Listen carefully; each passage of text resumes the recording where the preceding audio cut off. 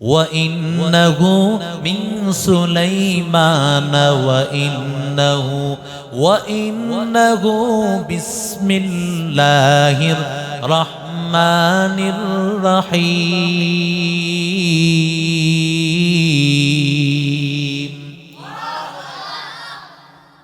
সুলাইমান নবী যখন বিলকিসের কাছে চিঠি পাঠায়,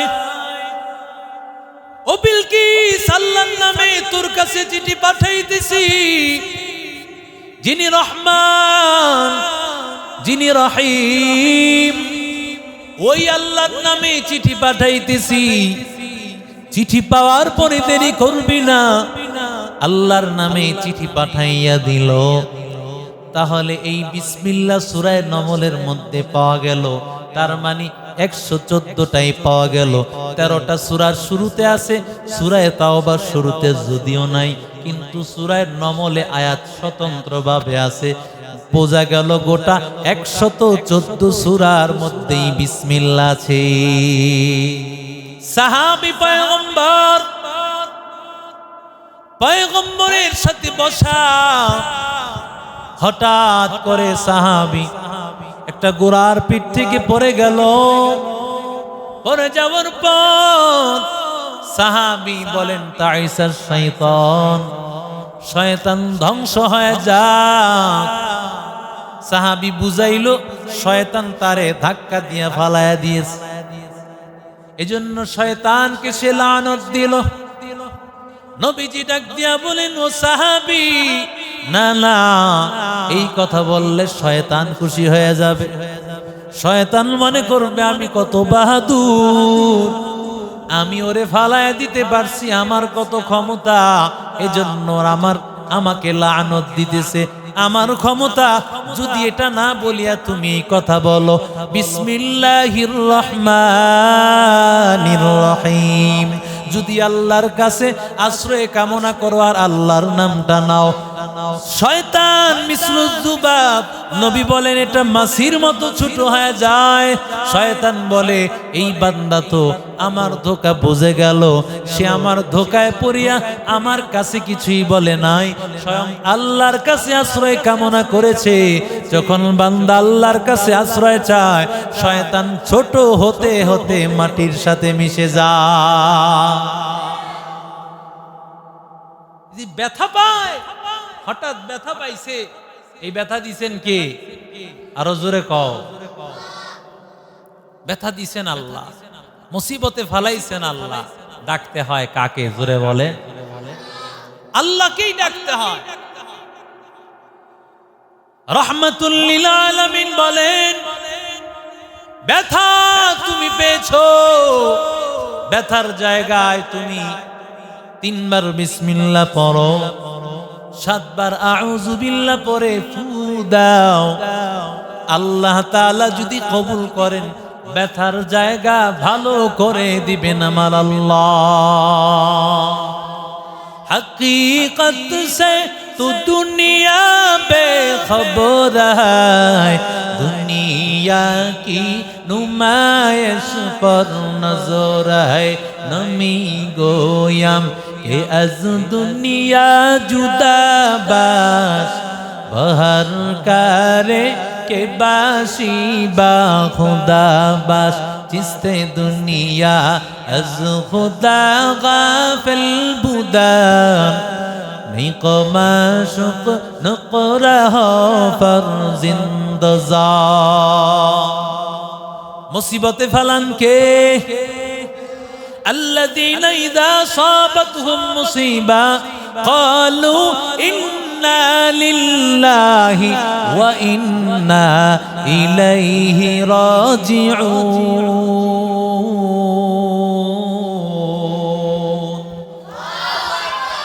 আল্লাহ বলেন, যত মুসিবত আসে বান্দা, সব মুসিবত আল্লাহর পক্ষ থেকে আসে। বান্দা, কখনো তোমার জানের উপর বিপদ আসে, আল্লাহ তাআলা কখনো তোমার মালের উপর দিয়া বিপদ দেন, কখনো সন্তানের উপর দিয়া বিপদ দেন। ওয়া নাকসিম মিনাল আমওয়ালি ওয়াল আনফুসি ওয়াত থামারাত ওয়াবাশশিরিস সাবিরিন।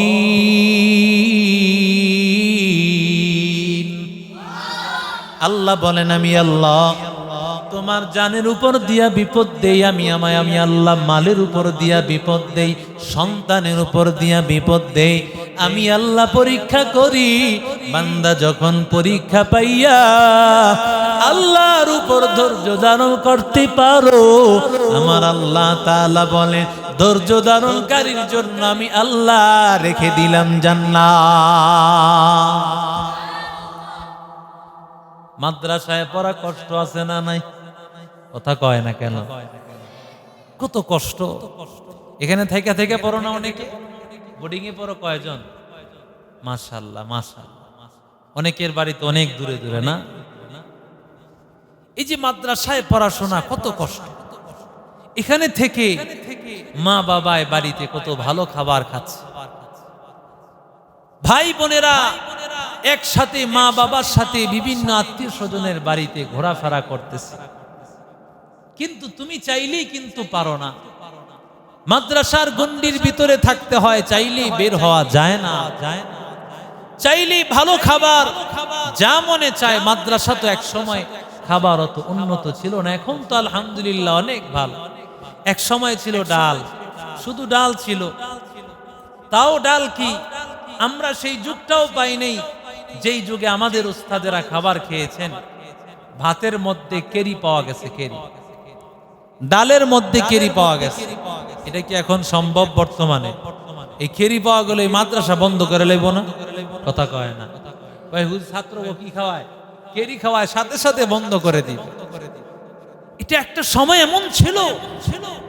কিন্তু আমাদের আকাবির, আমাদের উলামায়ে কেরাম এখনো যারা পড়াইতেছেন, বয়স হয়ে গেছেন, তারা পড়ছেন, এইভাবেই পড়ছেন। ওই সময় একটা অভাব ছিল সারা দেশ, কিন্তু এখন দেখো ডালের সাথে হয় মাছ, নালে গোশত, ভাজি, বিভিন্ন ধরনের আইটেম কিন্তু থাকে। এরপরও বাসার মধ্যে তো কত ধরনের খাবার। এখানে চাইলে ওই ধরনের খাবার খাওয়া যায় না, চাইলে একটু বেড়াতে যেতে পারি না। এই যে আমি ধৈর্য ধারণ করতেছি কার জন্য? আরো জোরে বলো। আল্লাহর জন্য। এই যে কষ্ট করতেছি, আল্লাহ বলেন এই যে কষ্ট করতেছো, ধৈর্য ধারণ করে পড়ালেখা করতেছো, সবর করতেছো, আমি আল্লাহ তোমাকে বিনিময়ে জান্নাতের মালিক বানায়া দিই। আল্লাহ কোন স্কুল কলেজ পড়ুয়ার জন্যই ঘোষণা করেন নাই। নবীজির এত হাদিস তোমাদের সামনে, তোমরা যা শোনো, একটা হাদিসও কোন দুনিয়ার শিক্ষার্থীদের জন্য নয় যে স্কুল কলেজের পড়ুয়া, ভার্সিটি পড়ুয়া ছাত্র ছাত্রীরা যখন স্কুল কলেজ থেকে বাসায় আসা যাওয়া করে, আসা যাওয়ার পথে ফেরেশতারা ডানা বিছায়া দেয়, এমন কোন ঘোষণা আছে? কথা বলো। অথচ মার্কাজুত তাকওয়া আল ইসলামিয়ার ছাত্ররা যখন বাসা থেকে আসা যাওয়ার করে, ফেরেশতারা ওর পায়ের নিচে ডানাটা বিছায়া দেয়। সুবহানাল্লাহ। এজন্য বিসমিল্লাহর বড় দাম, বিসমিল্লাহ ওয়ালা পড়ালেখার বড় দাম। বিসমিল্লাহ সব কাজের শুরুতে বান্দা বিসমিল্লাহ পড়তে হয়। যখন তুমি বাথরুমে ঢুকবা ওই সময়ে তুমি পড়ো বিসমিল্লাহ। আল্লাহুম্মা ইন্নী আউযু বিকা মিনাল খুবুসি ওয়াল খাবাইস। বিসমিল্লাহ পড়ে আল্লাহুম্মা ইন্নী আউযু বিকা মিনাল খুবুসি ওয়াল খাবাইস, এই দোয়া পড়ে যখন বাথরুমে ঢুকবা, বাথরুমে জিন্নাত, খারাপ জিন্নাতের বসবাস। পয়গম্বরের এক সাহাবী বাথরুমে ঢোকার পরে সাহাবীকে মেরে ফেলছে। নবীজি বলেন, ও সাহাবায়ে কেরামের দল, তোমরা যখন বাথরুমে ঢুকবা বিসমিল্লাহ পড়ে ঢুকবা, দোয়া পড়ে ঢুকবা। কারণ বাথরুম হলো খারাপ জায়গা, জিন্নাত, খারাপ শয়তানের জায়গা। ও জায়গায় ঢুকলে আল্লাহর নাম নিয়ে ঢুকো, তাহলে তোমাকে খারাপ জিন্নাত কিছু করতে পারবে না। আজকে দেখা যায় জিনে ধরা রোগী অনেক আসে। কেন? আল্লাহর নাম নাই তো জবানে। বাথরুমে ঢুকে কোনো বিসমিল্লাহ নাই। আল্লাহর নাম নিয়ে বাথরুমে প্রবেশ করে না, সেখান থেকে ধরে। কথা কও ঠিক না বেঠিক? আবার অনেক মহিলাকে ধরে বাহিরে বেপরদায় ওড়না ছাড়া পারফিউম ব্যবহার করে করে চলতে থাকে। শয়তান কয় তরে ধরমু না, শয়তান তো এমনিতেই ধরছে ঠেকা ধইরা, কয় আমি কি শয়তান, আমার চেয়ে বড়টা তো তুই। কথা কও না কে? আমার চেয়ে বড়টা তো তুই। শয়তান আমাদের কাণ্ড কাহিনী মাঝে মধ্যে দেখলে কয় খেলাফত তো আমি তোদেরকে দিয়া দিছি, আমার কাজ তোরাই করস। ঠিক না বে ঠিক? বাথরুম থেকে বের হওয়ার সময় বাথরুম থেকে বের হব, এরপরে ওযু করব। ওযু করার সময়ও বিসমিল্লাহ আছে না নাই? আরো জোরে বলো। সব জায়গায় বিসমিল্লাহ। পয়গম্বর বলেন قال رسول الله صلى الله عليه وسلم لا وضوء لمن لم يذكر اسم الله عليه। বিসমিল্লাহ যদি পড়া না হয় ওই ওযু পরিপূর্ণ হয় না। বিসমিল্লাহ নিয়ে ওযু করতে হয়। বিসমিল্লাহ ছাড়া ওযু করলে ওযু হয়ে যাবে, তবে ওযুর মধ্যে সওয়াব আছে। পয়গম্বর বলেন এরে বান্দা, ওযু যখন করবি হাত ধৌত করার মাধ্যমে হাতের গুনাহগুলো তোর ঝরে পড়ে যাবে। মুখ ধৌত করার মাধ্যমে মুখের গুনাহগুলো ঝরে যায়, চোখের গুনাহগুলো ঝরে যায়, কান মাসে করার সময় কানের গুনাহগুলো ঝরে যায়, মাথা মাসে করার সময় মাথার গুনাহগুলো ঝরে যায়।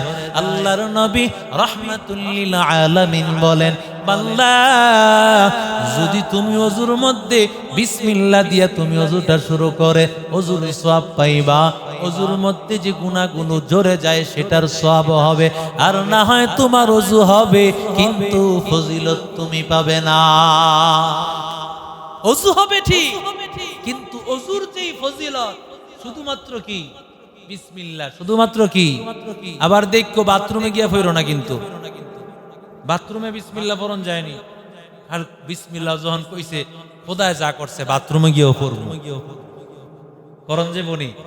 কথা কয় না। বাথরুমে গিয়া কিন্তু আবার কোরআন শরীফ পড়ো না। বাথরুমে 5 মিনিট আছে, একটু পড়া টইরা লই, এখানে গিয়ে আবার হুজুরের কাছে গিয়ে এই পড়াটা শোনায় দিব, করা যাবে এমন? বাথরুমে গিয়ে আল্লাহর নাম এমনকি কোন দোয়া কিচ্ছু করা যাবে না, তবে মনে মনে দোয়া। কি? জবানে উচ্চারণ না, মনে মনে ইস্তেগফার। মনে মনে ইস্তেগফার তো আর জবানে উচ্চারণ করা লাগে না। এরে আল্লাহর গোলাম, এজন্য বিসমিল্লাহ, মহিলারা কাজ করার সময় বিসমিল্লাহর আওয়াজ। মা বোনেরা যখন রান্না বান্না করবে বিসমিল্লাহ দিয়া রান্না করবে। বিশেষ করে যেই মহিলারা গর্ভে সন্তান, ওই মহিলারা বিসমিল্লাহ দিয়া কাটা যখন কিছু কাটবে বিসমিল্লাহ দিয়া কাটবে। কারণ আমার মা, তোমার এই বিসমিল্লাহ ওয়ালা খাবার যদি তোমার সন্তান খায়, তোমার সন্তান হাফেজ হবে, আলেম হবে, তোমার সন্তান নামাজি হবে। তোমার স্বামী যদি এই বিসমিল্লাহ ওয়ালা খাবার খায়, তোমার স্বামী আল্লাহ ওয়ালা হবে, নামাজি হবে, মুত্তাকি হবে। আর যদি বিসমিল্লাহ দিয়া তুমি খাবার রান্না না করো, বিসমিল্লাহ দিয়া তুমি যদি বিভিন্ন কাটাকাটির, ওই খাবার দিয়া খাবারের নূর পয়দা হবে না। বিশেষ করে গর্ভবতী মহিলা, ওই মহিলার বাচ্চা পয়দা হয়, মহিলার গর্ভের বাচ্চা তৈরি হয় মহিলার নারের মাধ্যমে, রক্তের খাবার, রক্ত খেয়ে খেয়ে বাচ্চা হয়। এজন্য মহিলা যখন খাবার খাবে, খাবারটা রক্ত হইয়া বাচ্চাটা আস্তে আস্তে বড় হবে। মুফাসসিরিনে কেরাম বলেন ভাই, যখন মা খাবার খাওয়ার সময় বিসমিল্লাহ বলে খাবার খাবে, বিসমিল্লাহ ওয়ালা খাবারটা দিয়া রক্ত তৈরি হবে, ওই রক্ত দিয়া যখন বাচ্চাটা তৈরি হবে, ওই বাচ্চাটা যুগশ্রেষ্ঠ আল্লাহওয়ালা আব্দুল কাদের জিলানী খাজা মুঈনুদ্দিন চিশতির মতো বানায় দিবে। আর বিসমিল্লাহ পড়ব কি? এই অবস্থায় এই গর্ভবতী মহিলারাও এই অবস্থার ছবি ফেসবুকে পোস্ট কইরা দোয়া চায় মানুষের কাছে। ঠিক না বেঠি? নির্বাচনে দাঁড়াইছে, কি দাঁড়াইছে? আহা, মানুষের লজ্জা শরম কোথায় গেল? এই অবস্থায় বাচ্চা নিয়ে কত গুনাহ করতেছে। বাচ্চা পেটে রাখা অবস্থায় মা যেই আমল করবে বাচ্চা সেই প্রভাব পাবে। তোমাদের মারা তালাশ করে দেখো, আলহামদুলিল্লাহ মাদ্রাসায় যে ছাত্ররা পড়বে অবশ্যই তার মা কোরআনের সাথে সম্পর্ক আছে, মাদ্রাসার সাথে সম্পর্ক আছে, দ্বীনের সাথে সম্পর্ক আছে, বিধায় আল্লাহ তোমাদেরকে মাদ্রাসায় নিয়ে আসছেন। আর না হয় মাদ্রাসায় সবাইকে আল্লাহ কবুল করে না। কথা বলো ঠিক না বেঠিক? সবার সন্তান আব্দুল কাদের জিলানী হয় না। আল্লাহ ওয়ালাদের প্রত্যেকের মার ইতিহাস তালাশ করেন, দেখবেন তাদের মাদের ইতিহাস কেমন। এজন্য আদর্শ জাতি গঠন করতে হলে আদর্শ মার দরকার। ঠিক না বেঠিক? এরে নবীর আশিক উম্মতের দল, ঘর থেকে যখন তুমি বের হইবা, ঘর থেকে বের হওয়ার সময় বলবা বিসমিল্লাহি তাওয়াক্কালতু আলাল্লাহ লা হাওলা ওয়ালা কুওয়াতা ইল্লা বিল্লাহ। আল্লাহ তাআলার উপর ভরসা করতেছি, আল্লাহ ছাড়া কোনো ক্ষমতা নাই, আল্লাহ তাআলা ছাড়া কোনো শক্তি নাই। এই কথা বলে বান্দা যখন ঘর থেকে বের হয়ে যায়, আল্লাহ তাআলার ফেরেশতারা ঘোষণা করতে থাকে ইউকালু লাহু হুদিতা ওয়া কুফিতা ওয়া বুরিতা। তিনটা সুসংবাদ তাকে জানানো হয়। এক নম্বর ঘোষণা, বান্দা যখন তুমি বিসমিল্লাহ বলে ঘর থেকে বের হইলা, বিসমিল্লাহ বলে ঘর থেকে বের হওয়ার পর ফেরেশতা ডাক দিয়ে বলেন, আল্লাহর গোলাম তুমি তোমার কাছে বের হইতেছো, নারায়ণগঞ্জ শহরে যাবি, ঢাকায় যাবি, তোমার কাজের জন্য বের হইতেছো। ফেরেশতা তোমার রাস্তাটা সহজ করে দিবেন, তোমার রাস্তাটা সহজ করে দিবেন। কারণ বান্দা আমি কোথাও বসতে পারবো না যদি আমার আল্লাহ না পৌঁছায়। এই জন্যই তো আমরা সূরা ফাতিহায় নামাজে দাঁড়াইয়া বলি ইহদিনাস সিরাতাল মুস্তাকিম। আয় আল্লাহ সিরাতে মুস্তাকিমের উপর চালাও।